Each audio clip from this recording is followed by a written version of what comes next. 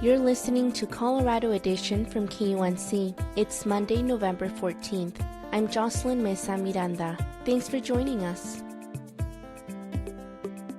A researcher in our region is looking at a new way to grow vegetables and flowers at home. But as KUNC's Emma Vandeninde reports, it might be difficult for some to actually do. Jennifer Busolo is a gardener, but her crops aren't on the ground. The elevator is going up. They're on the roof of one of the Colorado State University buildings in downtown Denver. So these are about providing additional benefits in places that are often unused. Busolo is conducting research on rooftop agrivoltaics. That's a fancy way of saying how plants grow under solar panels on rooftops. Her fascination started 15 years ago, but it wasn't intentional. I was very frustrated to see that another scientist had put up a solar array at the edge of my research plots. But over the next 2 or 3 growing seasons, I saw an incredible response. It's due to their synergy. On their own, solar panels and plants get too hot on rooftops in our region. But the plants, through evaporation, help cool off the panels and vice versa. We're basically providing the same protection as a slightly cloudy day would. One way to see how a plant is doing is to measure its chlorophyll. It's a substance that makes plants green and helps them absorb sunlight to grow. She and her grad students use a thermometer-like tool to measure it. It's called a chlorophyll fluorometer. Measure this one again, see if it's still low. Ooh, that's getting higher. I think the last one was in the 50s, if I remember right. This is 61.8. Their tests show that plants growing under or near solar panels survived longer and retain more moisture, using less water overall. Leafy greens are especially promising. Other states in our region are utilizing green roofs too. The Latter-day Saints Conference Center in Utah has a green roof that is over 200,000 square feet. In Idaho, there's one on top of a hospital. Busolo is excited about all this urban rooftop potential. Does the rooftop get used for much besides storage? No. So to me, it would be absolutely wonderful to see scenarios where we're contributing to a lot of the things we need as a human society. She's not the only one who feels this way. Back in 2017, Denver voters passed an initiative to increase green roofs. It aimed to reduce urban heat islands and greenhouse gas emissions. But Amanda Weston with the city of Denver says some officials were worried about the ordinance. If the building can't structurally hold the weight, it's not something that we can even approve and say that that's okay to do because it's not safe. And it was just really expensive. Soon after, the city broadened the ordinance. It gave building owners more options, like purchasing off-site solar or paying into a green building fund. We don't want to just say, here's the rules, deal with it. Currently, the city reports that 28 buildings have on-site green spaces. But green space could mean trees and shrubs, not always a full roof with solar panels and plants. The majority of those projects are not utilizing vegetated roof area for the Green Building Ordinance compliance option. That's Jeff Steckline, a Denver-based landscape architect. He says the ordinance might call for greenery on 60% of a rooftop, leaving little space. So clients often choose easier options. There's other compliance options that often make more sense than just creating additional vegetated roof area. Even if a green roof gets installed, he worries about the long-term success. Any vegetated assembly requires things like irrigation, long-term maintenance, and so the viability of these systems is challenged by just where we are in our climate. Despite these challenges, Busolo hopes more people embrace the idea of green roofs to support a better environment. If we can bring a little bit of life back into that city, choose to use about the only remaining space in our cities left, we can really make an incredible impact. She plans to continue her research on solar panels and plants, so Denver and other rooftops in our region could be a bit greener in the future. For the Mountain West News Bureau, I'm Emma Vandeninde.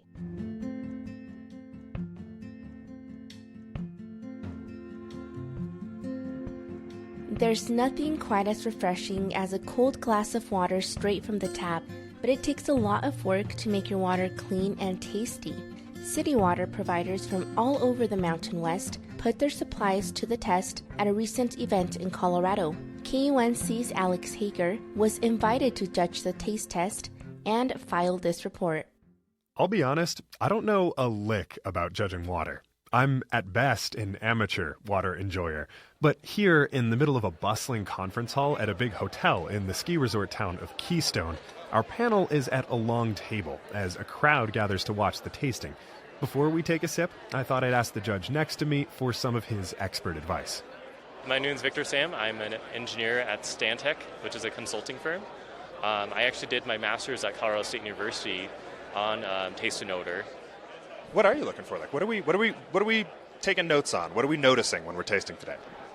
Well, overall, you just want to have a pleasant experience. So does it quench you? Does it taste good to you?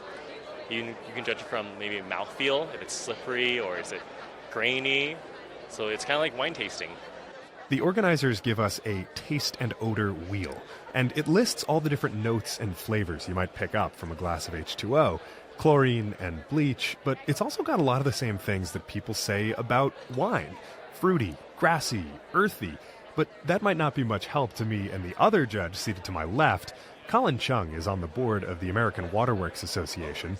His group is running the conference and the tap water competition, but like me, Chung is no scientist. They're all looking very, very good to me. Making me thirsty at the moment, actually. What was that you said about wine earlier? I can't tell the difference between a $10 bottle of wine and a $500 bottle of wine. They all taste good to me. And the tap water in front of us is not wine, but it's being treated with the same ceremony and elegance as a nice Cabernet.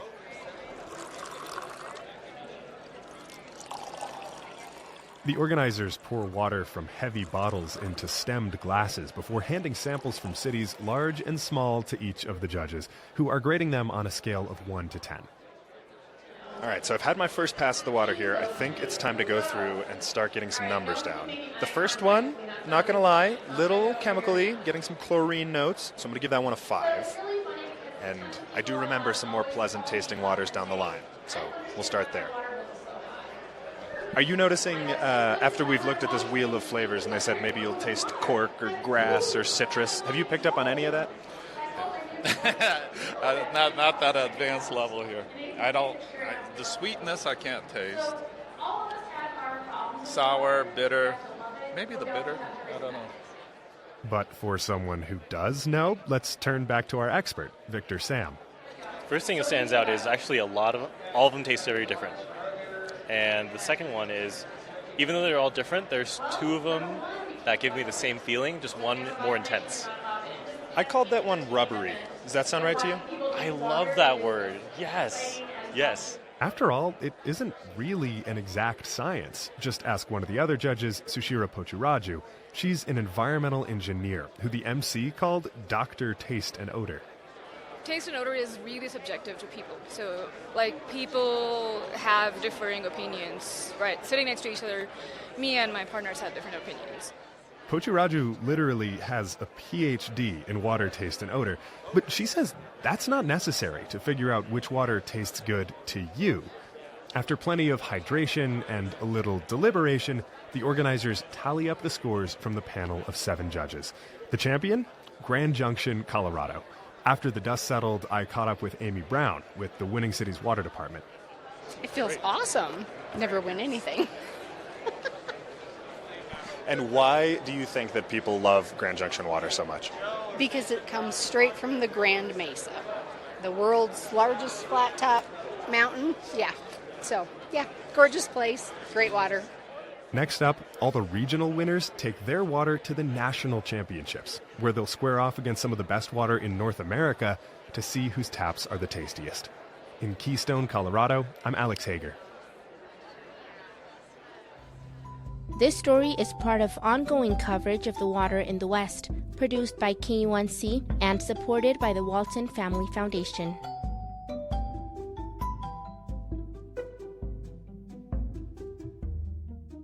A research team at Colorado State University is using pedometers to monitor the health activity of dairy cattle.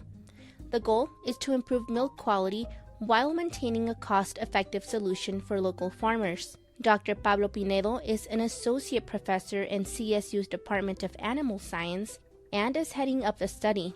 I recently spoke with him to learn more about their research.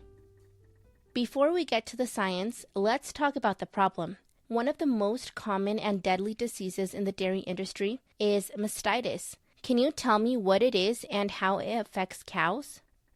Yeah, so mastitis is an inflammation of the udder, the mammary gland in dairy cows, and is a very common disease. Could go from, just slight symptoms to severe conditions. So it's a problem that has been in the dairy industry for many years. Normally it's related to infection with bacteria, but also could be cause for a trauma, for example. So yeah, it remains a very significant topic for us. What are the current treatment options for mastitis, and how will your research address them? So there are different treatments. One to fight the infection would be to give antibiotics.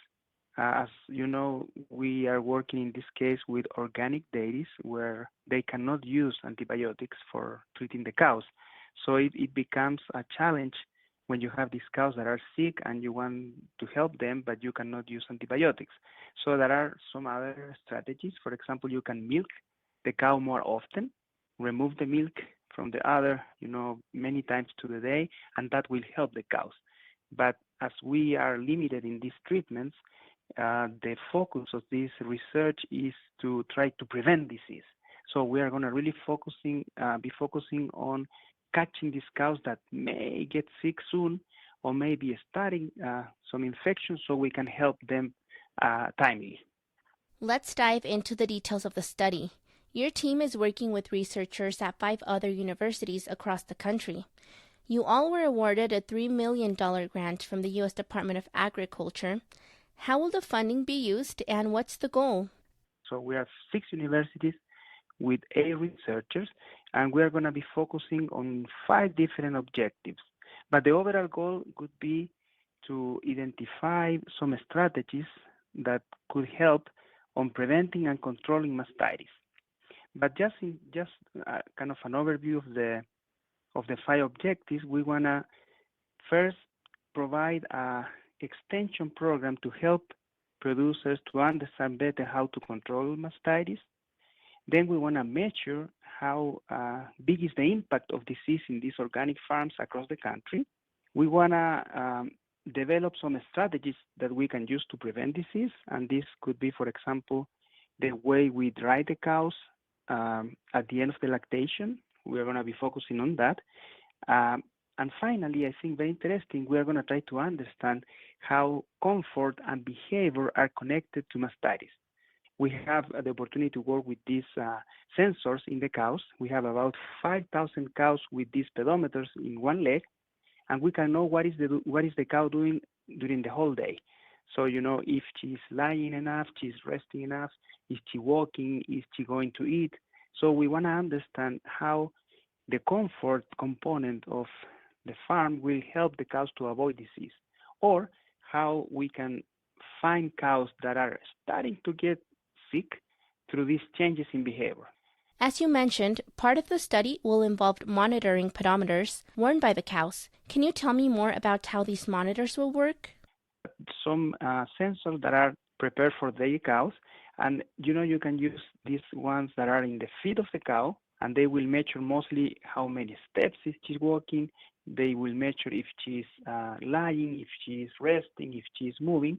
We have also a device that can be placed, for example, in an ear or in the neck, in a collar, and with that you can measure how much time the cow is eating, for example, or how much time she's ruminating, which are super important parameters to see if the cow is healthy. So, the one in the feet has some advantages. You know how much she's resting, she's moving. The one in the neck would be interesting to know how she's eating, how she's relaxing. So I think the best is a combination of both, and each of them will provide you some specific parameters. When is the study expected to be completed? Yeah, so we are studying now, and this is a 4-year study. I think that the extension component will start right now, so we can start communicating with farmers and trying to interact with them. And then the experiments that will be completed here in Colorado will be also starting in this coming spring. But we will go all the way to 4 years to complete all the activities. It's a good number of experiments, data analysis, so it will be taking time, but we will starting to deliver, our results as soon as we got. So I would say within 1 year, we should have the first results from the initial experiments, and those will be delivered to the farmers. How will the results of the study improve the cow's milk production, and how will this benefit people who drink milk? Yeah, mastitis will affect milk production, will affect milk quality. So if we can reduce this problem, we will have more milk, will be more affordable milk. You will reduce the expenses, and also better quality product. So that will benefit people. In the farm also, you never want to have a cow that is sick. So that's a huge benefit for people working with the cows.